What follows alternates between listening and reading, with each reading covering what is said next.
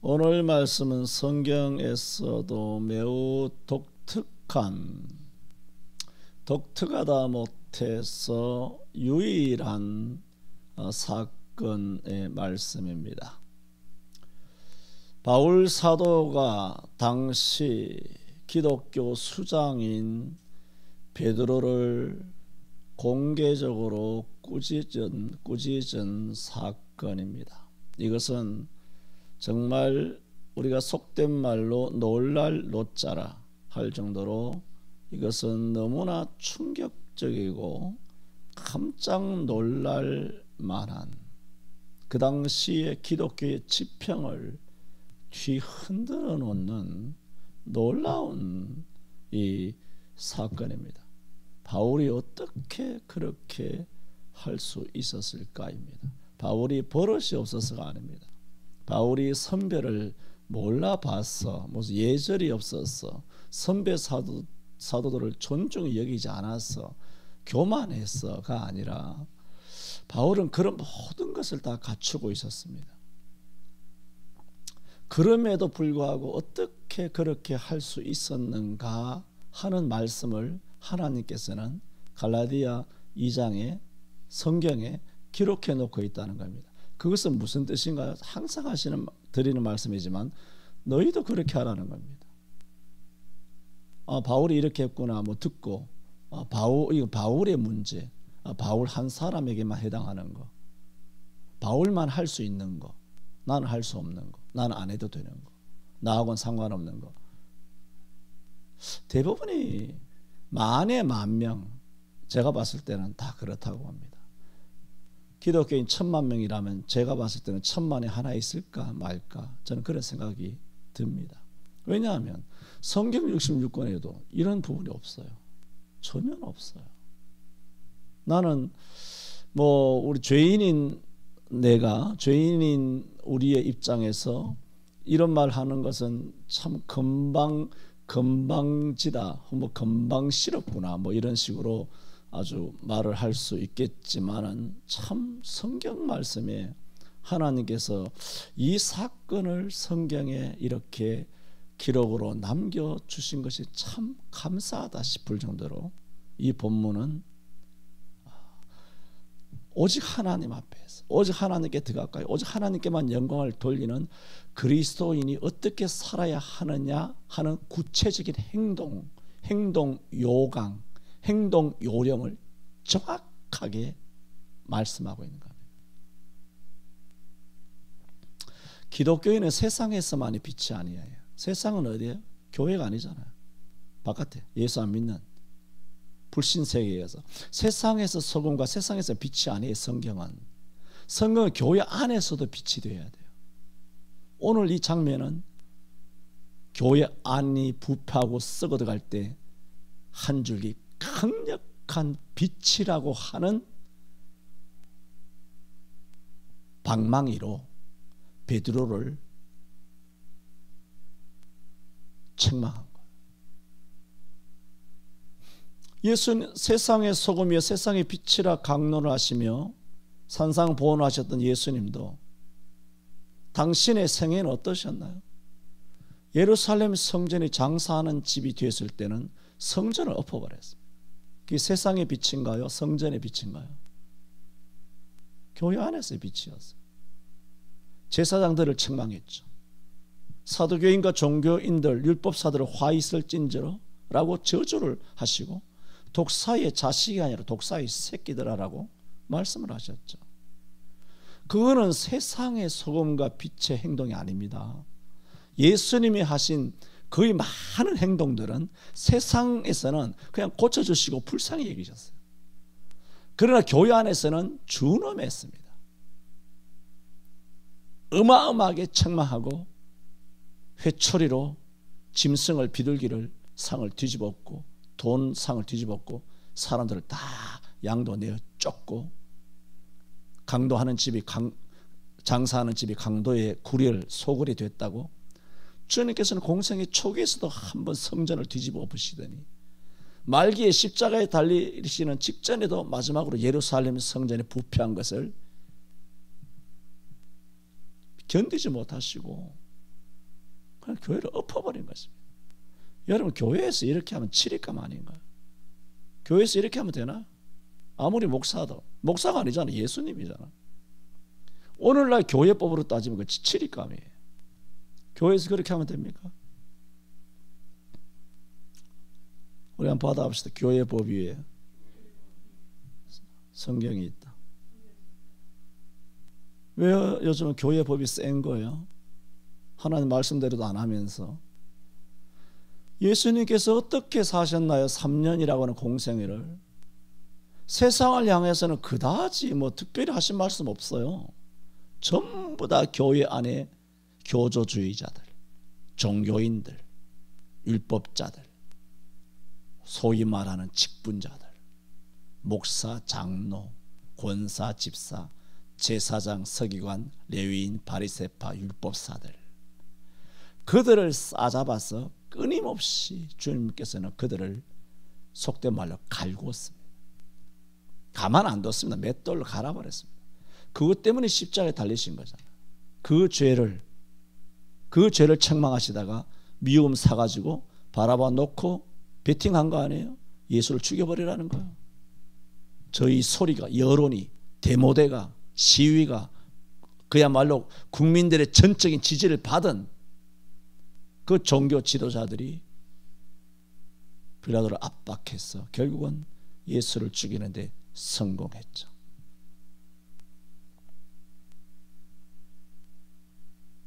예수님은 그렇게 죽으셨다고 자주 말씀드렸잖아요. 그 길을 따라가는 것이 오늘 본문의 바울입니다. 물론 12제자와 여러 훌륭한 사람들이 다 따라갔겠지만은 성경 어디에도 그런 부분은 없어요.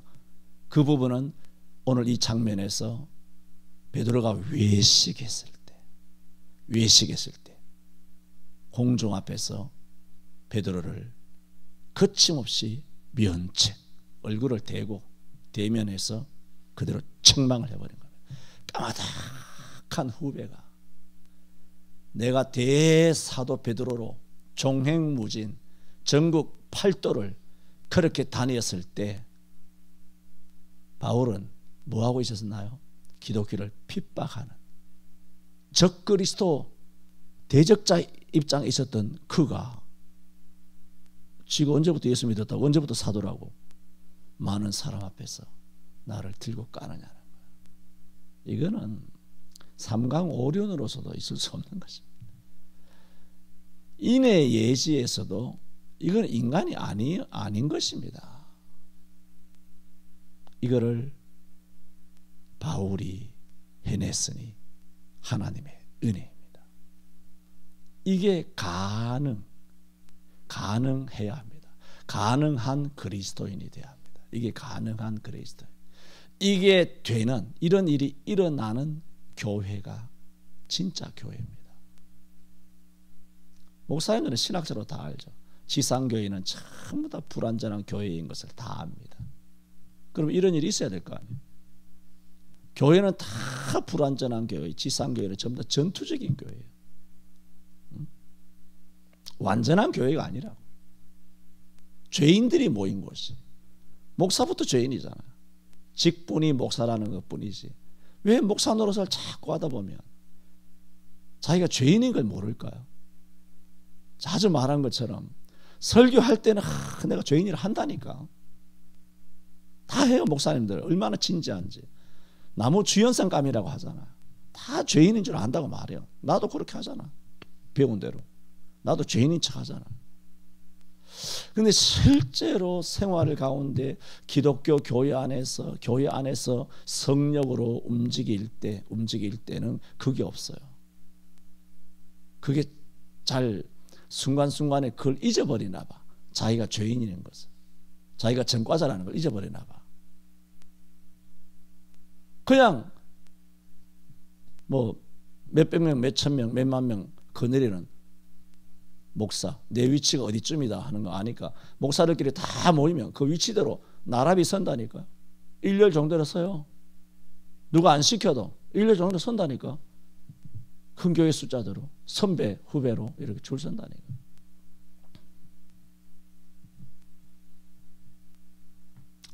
그런 예절이나 질서라는 것이 잘못됐다는 것은 아닙니다만 오늘 본문은 그렇습니다. 우리는 지난 1장과 2장 9절까지를 통해서 바울 사도는 자신이 전하는 복음은 결코 사람들에게서 난 것도 아니요, 사람들에게서 받은 것도 아니요, 사람들에게서 배운 것도 아니라 그렇게 말했습니다.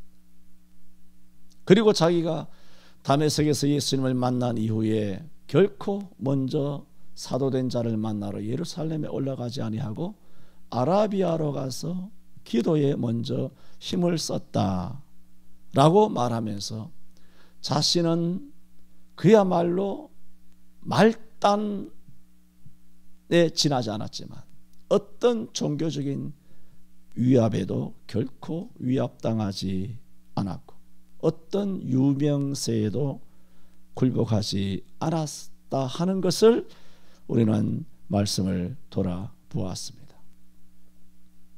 오늘 말씀은 이미 말씀드렸던 것처럼 제목을 베드로를 면책한 바울, 이란 제목으로 말씀을 드리게 됩니다.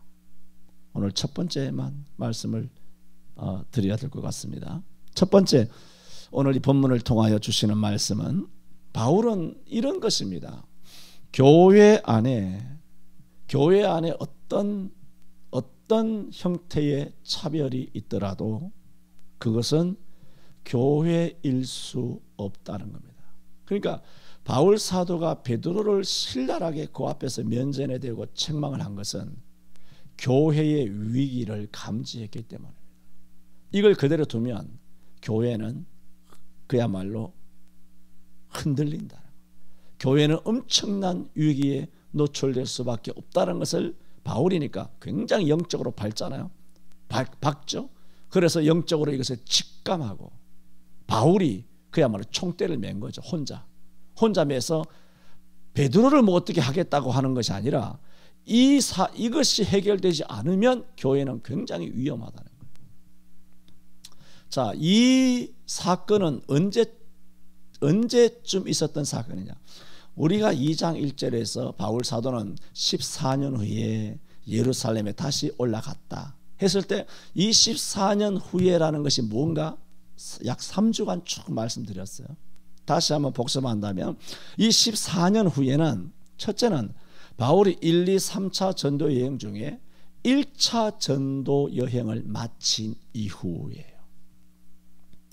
그 다음에 바울은 생애에 예루살렘을 4번 올라갔는데 예루살렘 행으로 따진다면 세 번째 3차 예루살렘에 올라간 그때를 두고 14년 후에 바울이 다시 예루살렘에 올라갔다 한 것이 3차 예루살렘 행이라 말씀드렸습니다. 그러면 예루살렘에 올라갔다고 했으니 어디 있다가 올라갔다는 얘기잖아요. 안디옥이죠. 1차 전도여행 갔다 와서 안디옥으로 돌아와서 안디옥에 있다가 있었죠. 있는데 말씀드렸던 것처럼 예루살렘에서 어떤 유대인들이 내려와서 모세의 율법과 할례를 행하지 아니하면 그 누구도 구원을 받을 수 없다라고 이렇게 다른 복음을 전한 거잖아요. 다른 복음을 전하면 저주가 있으리라 했잖아요.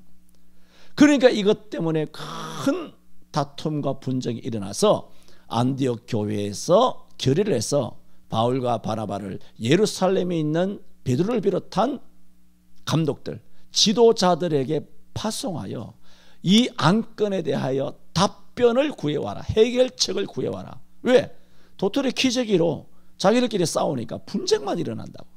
그러므로 이것은 예루살렘에 있는 베드로를 비롯한 종교 지도자들의 권위를, 예루살렘의 그 권위를 힘입지 않고는 도무지 이 문제를 해결할 수 없으므로 안디옥 교회가 계속 어지러울 수밖에 없는 거예요. 그래서 이것도 무엇 때문에 올라간 것입니까? 교회의 안정을 위해서요. 교회의 안정을 위하여. 그것이 그러므로 총회가 해야 되는 일이 뭐다? 교회의 안정이에요. 신앙적인, 정말 교리적인, 성경적인 안정을 위해서 그런 안건을 결의해야 되는 것이 노회와 총회의 기능이다 말씀을 드린 것입니다. 그래서 올라가서 과연 1차 예루살렘 총회죠. 1차 예루살렘 총회로 이제 베드로도 이야기하고 또 야고보 감독도 이야기하고 해서 결론을 다 매듭을 지었어. 이방인들에게 우리도 질 수 없는 율법, 뭐 할례라든가 모세 율법을 지켜야 된다 하지 말자. 우리도 그것을 질 수 없지 않느냐. 단지 우리가 우상숭배, 그건 안 되죠. 그런 거. 아니면 무슨 음행하는 거, 목매어 죽인 거, 피 먹는 거, 이건 누구나 할 수 있는, 그리고 이것은 뭐 꼭 율법이 아니라도 누구든지 좀 꺼리는 것들이기 때문에 이런 것은 요 네 가지만 좀 주의해라, 요거 정도는 피해라 하는 것은 누구든지 할 수 있는 거예요. 우상숭배는 말도 안 되니까, 음행도 말도 안 되니까, 목매어 죽인 거 누구도 뭐 이거 다 끔찍하고 좀 꺼리끼는 것이니까, 아이고 시뻘건 것이 그건 뭐겠어요. 너무나 지키기 쉬운 거죠. 이걸 결의해서 지키라고 내려보내서 바울과 바나바가 안디옥으로 내려온 거 아니에요.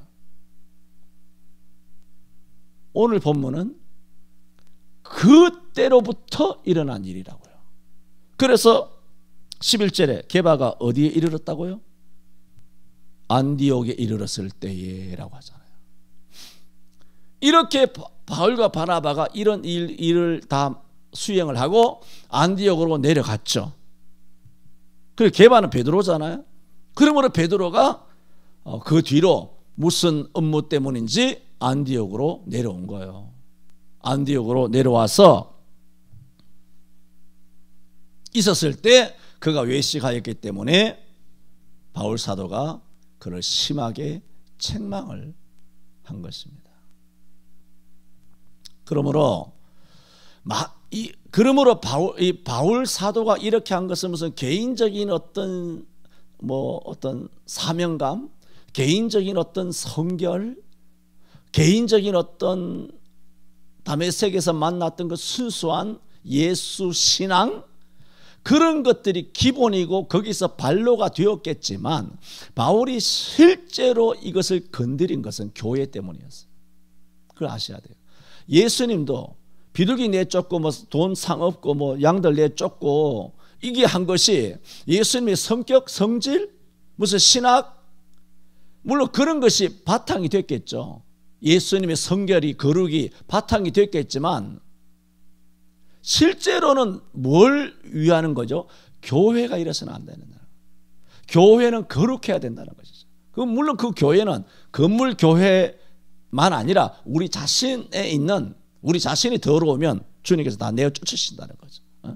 그런 의미지만, 하지만 이 예배당이라고 하는 이 예배당도 결코 광의적으로는 뜻에서 벗어나는 거 아닙니다. 여기가 술집이 아니잖아요. 그러면 여기서 술집에서 하는 행동, 학교에서 하는 행동, 사회에서 하는 행동, 길거리에서 떡볶이집에서 아니면 밥집에서 식당에서 하는 행동을 여기서 하면 되나요? 건물이 거룩하지는 않으나 이 건물이 어디에 쓰이냐 말이에요. 그런 면에서 교회는 우리를 말하는 것이 맞으나 이런 교회들이 모여 있는 곳이 성스럽다라고 말할 수는 없지만 성스럽게 여겨야 하는 것은 당연한 거 아닙니까? 너무 지나치게 우리가 교회다, 이 교회 아니다, 이래가지고 이런 것들 아주 비터놓고 여기서 예배할 거 있느냐, 이런 식으로 원숭이 똥구멍은 빨갛다, 빨간 것은 사과는 맛있다, 맛있는, 이러다가 그야말로 배가 산으로 가는 거예요. 성경 해석이. 자라보고 놀라면 소떡 보고 놀란다고. 너무 양극단을 하면 안 돼요. 마태복음 23장 23절에도 뭐라 그랬어요? 너희가 11조를 하라 그랬죠. 너희가 어떻게 너희가 회양과 박하와 근체의 11조를 하면서 주님께서 뭐라고 책망했습니까? 의와 인과 신은 버렸도다 그랬죠. 신약 성경에 11조 하라는 말이 없다고요? 주님께서 말씀하셨잖아요. 물질, 회양과 박하와 근체의 11조는 너희가 하면서. 이 인정한 거예요, 인정 안 한 거예요? 11조 하라는 얘기죠. 그런데 더 중요한 중심, 자칭 깨어있다라고 하는, 정말 내가 싫어하는 그런 그리스도인이 가지는 물질의 11조가 뭐가 중요한가? 의로움, 신, 믿음, 의와 인, 또 인자함, 사랑, 의와 인과 의와 신과 인, 이런 것을 너희가 버렸도다 라고 주님이 책망하셨잖아요. 주님께서 그 끝에 뭐라 말해요? 23절에 너희가 이것도 행하고 저것도 버리지 말아야 할지니라. 두 개 다 하라 그러잖아요. 물질적인 11조 추수감사도 반드시 하고, 그 다음에 너의 마음도 의로움이 의와 인과 신이 반드시 결부되어야 한다. 동반되어야 한다는 거예요. 너무 양극단으로 잘라버려요. 그게 무슨 신학이나 되고 그게 무슨 성경 지식이나 됩니까? 삼척 정도도 다 하는 교회, 우리가 교회 이게 뭐 하는 거예요 지금? ABC도 아니고, 그 지식에 지자도 안 들어가는 아무것도 아니잖아. 그걸 마치 뭐 지식 나부랑이나 되는 것처럼 그걸 뽐내면서 하나님의 교회 예배하는 데 사용되는 이 공간을 없이 여긴다는 것은, 그렇게 함으로써 한쪽으로 좌로도 우로도 치우치지 말아야 되는데 이렇게 치우침으로써 망하게 된 거예요. 교회가. 이 교회는 굉장히 중요한 거예요. 이 건물은. 바울은 그걸 본 거예요. 여러분, 안디옥에서 이런 일이 벌어졌다 말씀을 쭉 드렸잖아요. 배경이. 그래서 이제는 예루살렘에서 결정을 했기 때문에 안디옥에 내려와서 온 이방인들도 기뻐하고 안디옥 교회도 평안하면 든든히 서갔단 말이죠. 얼마나 좋아요. 그런데 설상가상 베드로라고 하는 스타가, 절대적인 권위를 갖고 있는 스타가 예루살렘에 내려와서 안디옥에 내려왔는데 이방 사람들과 함께 식사를 한 거예요. 베드로는 아까 사도행전 15장 예루살렘 총회 이야기를 했죠. 예루살렘 총회 때 이방인에게 짐을 지워서는 아니 된다. 모세율법이나 할례를 행하라고 그들을 너무 윽박질러서는 아니 된다라고 말을 할 때, 베드로가 어떤 이야기를 하느냐 하면, 사도행전 이전에 10장에서 바울 사도가 성령의 인도함을 받아서 고넬료의 집에 가서 복음을 전한 적이 있잖아요. 그때 베드로가 하나님의 말씀을 전하니 말씀을 듣는 고넬료와 그의 모든 식솔들에게 성령이 임하니라 하여 그들이 방언도 하고 해서 주 예수 그리스도 이름으로 세례를 준 것이에요. 무슨 환상을 통하여 이방 사람인 고넬료의 집에 갔나요? 이방 사람과 유대인은 상종할 수가 없는 관계였어요. 그래서 베드로도 고넬료의 집에 가는 것을 마다했어요. 그는 하나님께서 환상을 통하여 몇 번이나 하늘에서 내려오는 보자기에서 땅에 기는 거, 온갖 벌레들, 상종할 수 없는 그런 더러운 짐승들이 있는 것을 환상을 보여주시고 다시 올라가시면서 하나님께서 뭐라 그랬어요? 내가 깨끗하다 한 것을 너가 더럽다고 하지 마라.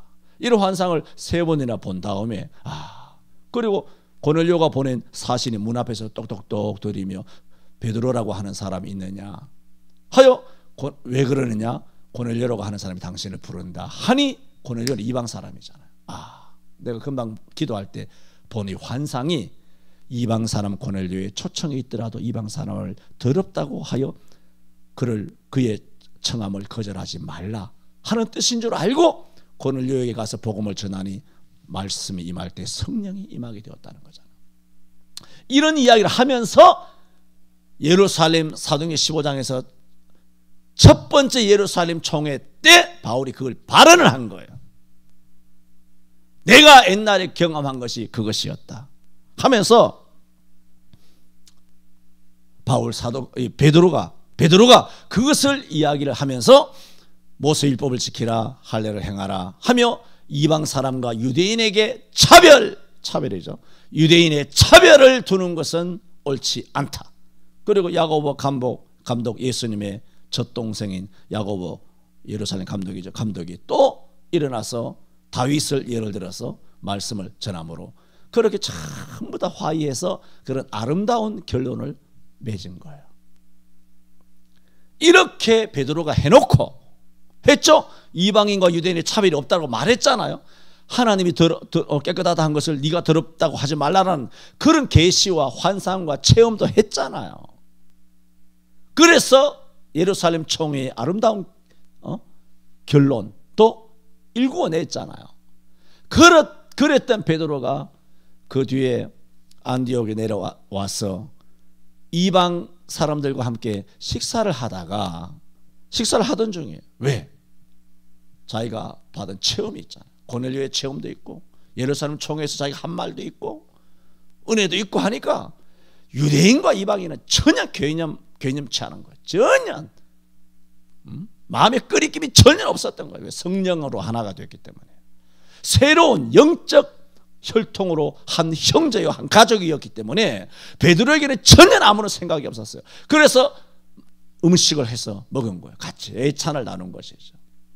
애찬에 대해서는 전에 다 말씀드렸잖아요. 그런데 그때 마침 예루살렘에서 야고보로부터 온 그렇게 되어 있어요. 2절에 12절에 야고보에서 온 어떤 이들이 이르는 거예요. 안디옥에. 야고보가 감독이잖아. 예루살렘 감독이잖아. 야고보에게서 온 어떤 이들이니까 이게 유대인인 거예요. 근데 유대인인데 무슨 유대인인가요? 믿는 유대인이에요. 기독 유대인들이에요. 그러므로 예루살렘도 다 해결됐잖아요. 총회적으로 해결됐으니까 얼마 전에 기독 유대인들이 안디옥에 올라가서 할례를 받으라고 했을 때와는 지금은 상황이 다르잖아요. 이것은 모세율법이나 할례를 지켜야 되는 것이 아니다라고 총회적으로 결론을 냈기 때문에 특히나 야고보에게서 이르는 믿는 유대인이기 때문에 이 사람들도 총회 결의에 대해서 잘 알고 있었고 이방인이나 유대인이나 차별이 없다는 것도 인지하고 있었고 특히 베드로가 고넬료의 사건을 들어서 예루살렘 총회 석상에서 정말 품이 있고 권위 있고 성령으로 하는 말씀도 다 들었을 거란 말이에요. 그러므로 이들도 안디옥이라고 하는 이방 사람들이 주를 이루는 이방 교회의 안디옥으로 야고보에게서 내려왔지만 아마 이 사람들도 또한 많이 변화가 됐을 거예요. 이방 교회지만 이방 교회를 우리가 이전처럼 상종도 하지 아니하고 지옥의 땔감이니 뭐니 이렇게 해서는 아니 된다 하며 뭔가 굉장히 열린 마음으로 내려왔을 거란 말이에요. 그런데 일생 유대인으로만 살아온 그 어떤 본능이 그렇게 무서워요. 본능이. 이 사람들도 그런 마음이 있었는지 없었는지 마음이 많이 열렸을 줄로 내가 그렇게 본문을 봤을 때 야고보에게서 이런 말했으니까 충분히 그랬을 거라고 보는데도 불구하고 유대인이 내려온 거예요. 일단은 유대인이 내려오니까 이방 사람인 안디옥 교인들하고 밥 잘 먹으면서 교제 나누며 기쁘고 즐겁고 성령 가운데서 교제를 나누면서 이렇게 하나됨을 즐거워했던 베드로가 이렇게 말해요. 성경에 야고보에게서 온 어떤 이들이 이르기 전에 게바가 이방인과 함께 먹다가 저희가 오매 베드로가 할례자들을 두려워하여 떠나 물러가매. 그래요. 떠나 물러갔다는 것은 이게 음식이에요. 이방인과 안디옥과 함께 먹는 밥이 되었던 떡이 되었던 뭐가 되었던 음식을 이렇게 먹다가 보니까 저쪽 끝에 예루살렘에서 본 것 같더니 유대인의 복장은 다르잖아요. 유대인이 저기 들어오는 걸 본 거예요. 보니까 여기 본문에 물러가매가 뭐냐면 마치 이방인들 쭉 앉아있죠. 이방인들과 음식을 먹지 않은 것처럼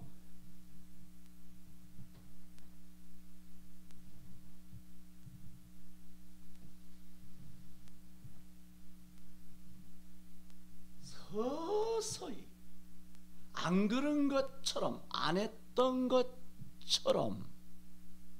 그런데 이런 행동을 계속한다라는 뜻이에요. 물러가매. 그 앞에는 또 뭐라 그랬어요? 두려워하여 물러가매 그랬어요.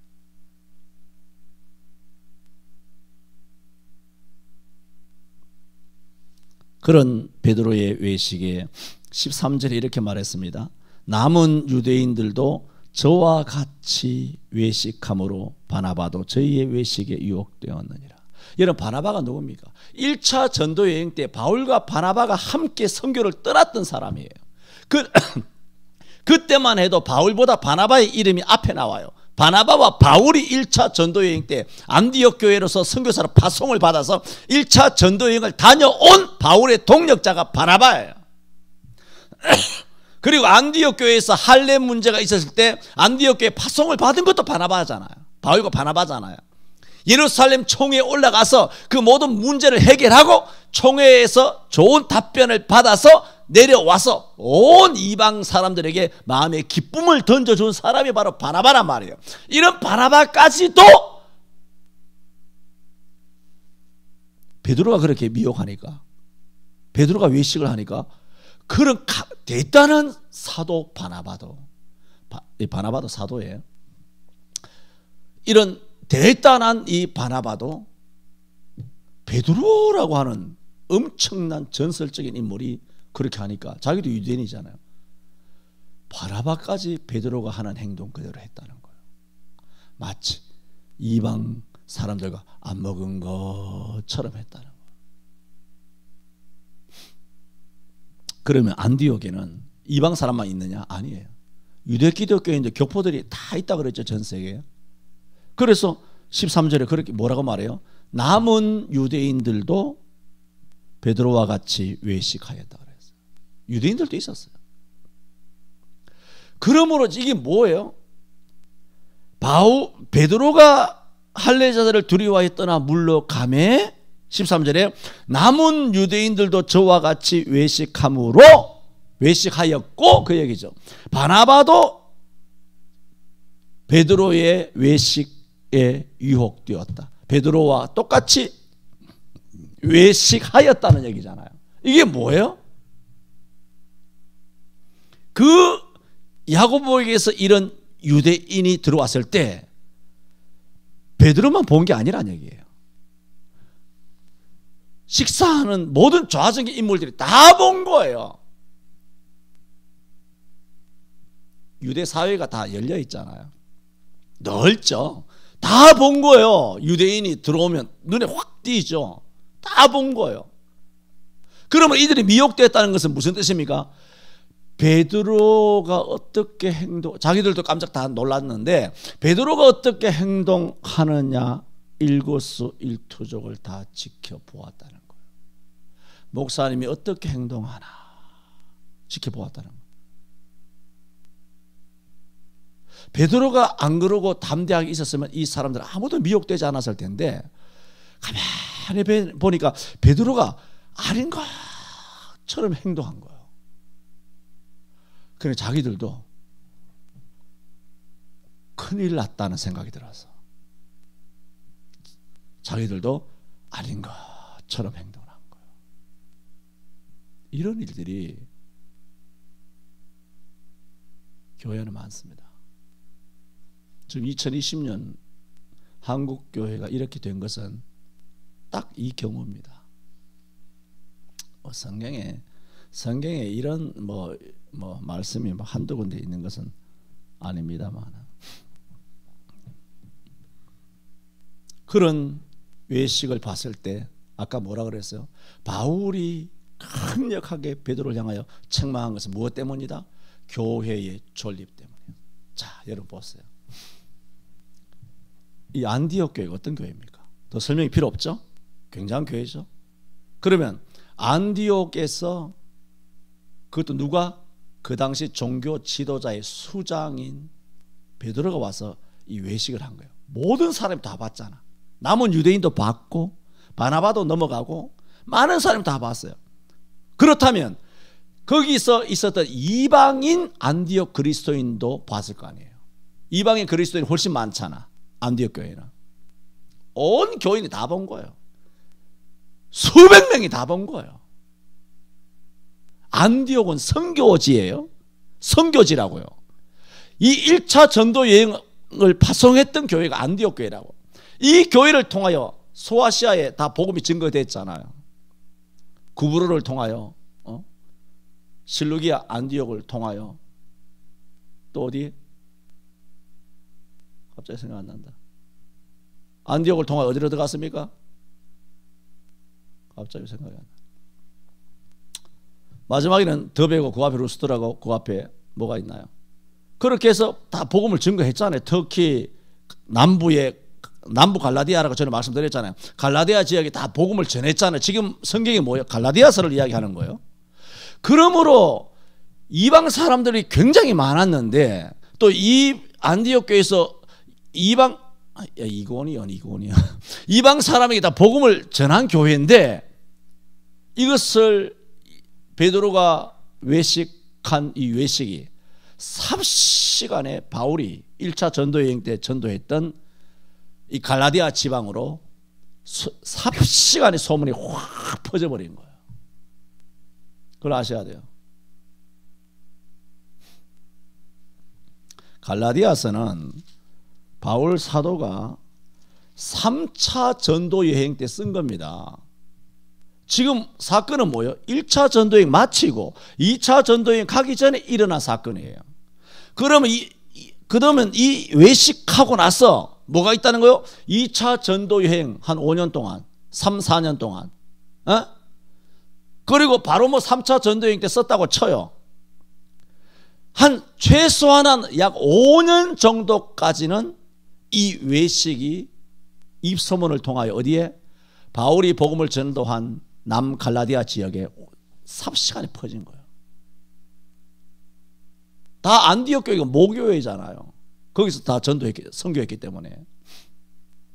그러므로 갈라디아 이런 소문이 퍼졌으니 바울이 힘써서 1차 전도여행 했지. 또 2차 전도여행 때는 1차 전도여행한 지역을 육지를 통하여 다시 방문하기 위하여 다시 갔죠. 그러다가 마지막에 또 들어와서 하나님의 인도함을 받아 유럽으로 갔지만 이렇게 1, 2차 전도여행 때 바울이 힘써서 복음을 전한 것이 갈라디아 지방을 비롯하여 아시아라고. 다 이방 사람들이에요.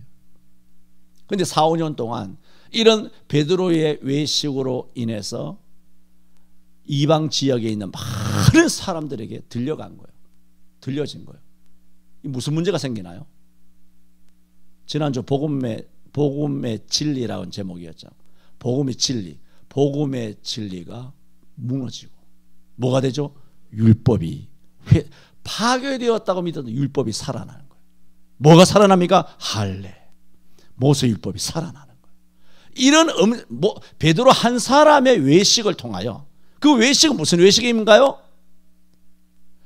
할례 받은 사람이 내려왔다 그랬잖아요. 12절에 그가 할례자들을 두려워했다는 외식이므로 야 베드로도 할례에 벌벌 떠는구나.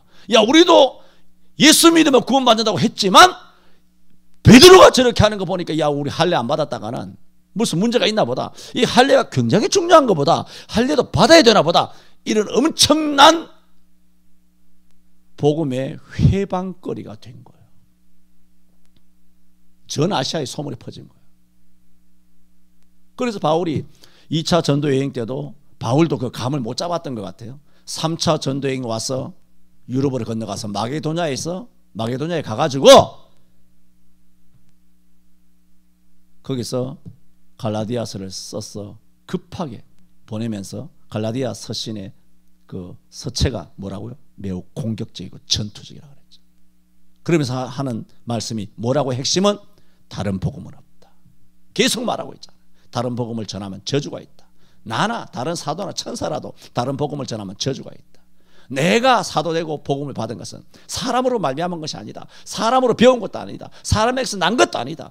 나는 다른 사도를 먼저 만나러 가지 않았다. 이렇게 계속 바울 사도가 자기 변증을 하는 이유는 자기를 변증하는 것이 아니라 복음을 변증하는 거예요.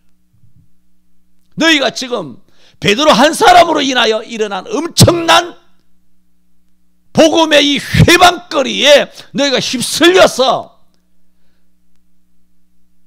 율법을 지켜야만 된다라고 생각하는데 바울이 그래서 갈라디아 3장에서 뭐라 그러나요? 너희가 고난을 받은 것이 헛되냐? 성령으로 시작하였다가 육체로 마치려느냐? 그래서 갈라디아 2장 다음 주일 나옵니다마는 갈라디아 2장 16절에는 뭐라 그래요? 바울 사도가 힘써서 하는 말이 사람의 의롭게 되는 것은 율법의 행위에서 난 것이 아니요 오직 예수 그리스도를 믿음으로 말미암는 줄 우리가 아는 거로 우리도 그리스도 예수를 믿나니 율법의 행위가 아니요 그리스도를 믿음으로써 의롭다함을 받으려 함이라. 그러므로 율법의 행위로서는 의롭다함을 받을 자가 없느니라고 갈라디아 2장 16절에 힘주어 말하고 있는 겁니다. 이걸 누가 망가뜨렸다는 거예요? 베드로의 그 하나의 위선, 그 외식된 행동이 바울이 초기에 어떻게 작업을 했었어야 되는데 이것이 제대로, 물론 바울은 바로 책망을 했지만 그 책망하고는 끝나버린 거죠. 아무리 책망해도 두 가지만 사람은 입소문이 납니다. 왜? 그러잖아요. 사람이 이해는 그렇게 어렵지만 오해는 쉽다 그러잖아요. 그죠? 이해는 아무리 잘 가르쳐도 이해를 잘 못해요. 근데 오해는 가만히 놔둬도 눈덩이처럼 불어난다는, 산불처럼. 그래 바울이 베드로를 책망했다 이런 소문은 어디 쑥 들어가고 없고, 베드로가 외식했다 하더라. 야, 할례 안 받으면 큰일 나겠어. 할례를 받아야 구원받나 봐. 이런 소문이 전 아시아 대륙에 번져나간 거예요. 산불처럼. 그래서 바울 사도는 좀 뒤늦었지만 약 4, 5년 뒤에 갈라디아 한 교회가 아니잖아요. 갈라디아 지역에 있는 모든 믿는 자들이 오직 예수를 믿음으로 구원을 받는다는 사실을 다시 한번 분명히 해야 되겠다 싶어서 써서 보낸 서신이 갈라디아서라는 거예요. 그러므로 오늘 이 장면은 갈라디아서를 쓰게 된 이유예요. 오늘 이 본문이.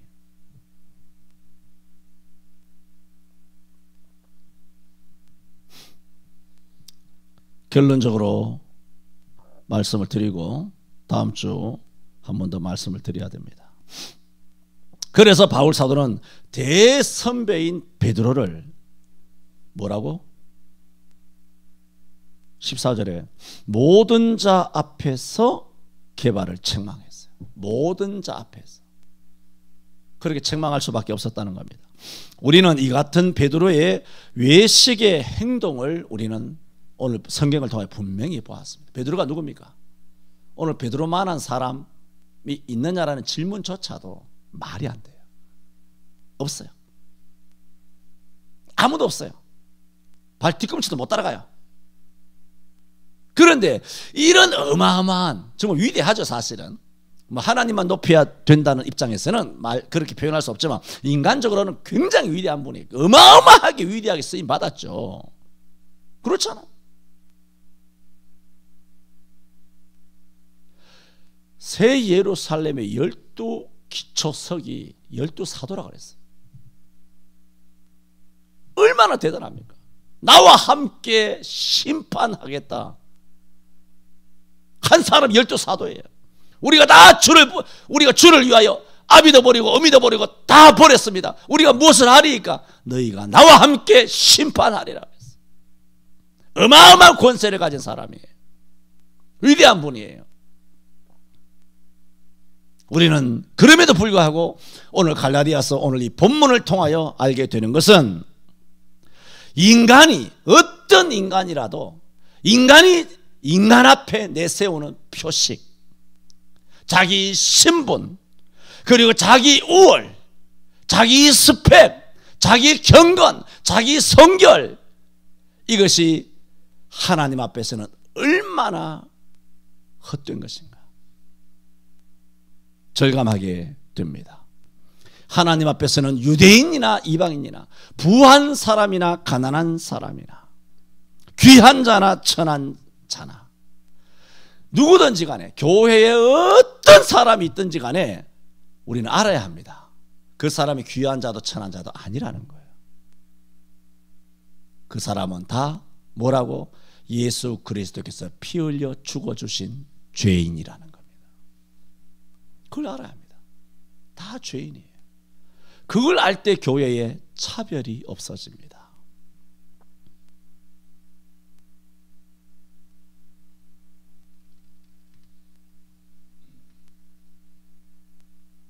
저는 오늘 베드로를 면책한 바울 이런 말씀을 통하여 바울 사도가 갈라디아서를 쓰게 된 연유가 뭐냐? 바로 오늘 본문의 사건입니다. 이 사건이 4년 5년 동안 전 아시아를 광풍같이 전염병으로, 이 더러운 차이나 바이러스보다 더 강력하게 영적으로 믿는 자들의 그 영성을 좀먹고 부패하고 타락시키고 복음의 진리를 훼손하게 되었다는 겁니다. 오늘 첫 번째, 교회 안에 어떤 차별이 있다면 그것은 교회일 수 없다. 바울은 차별이 없기 때문에 차별 안 했잖아요. 누가 선배고 후배고, 누가 귀중한 사람이고 나는 말단이고, 누가 뭐 거룩하고 나는 속되고, 그게 없으니까 그대로 막 책망해버린 거예요. 베드로가 그런 사람이 아니라는 거예요. 하나님 앞에서는 다 당신이나 나나 그리스도의 피로 구속을 받은 죄인 이상도 이하도 아니라는 거예요. 그러므로 바울은 그대로 책망할 수 있었던 겁니다.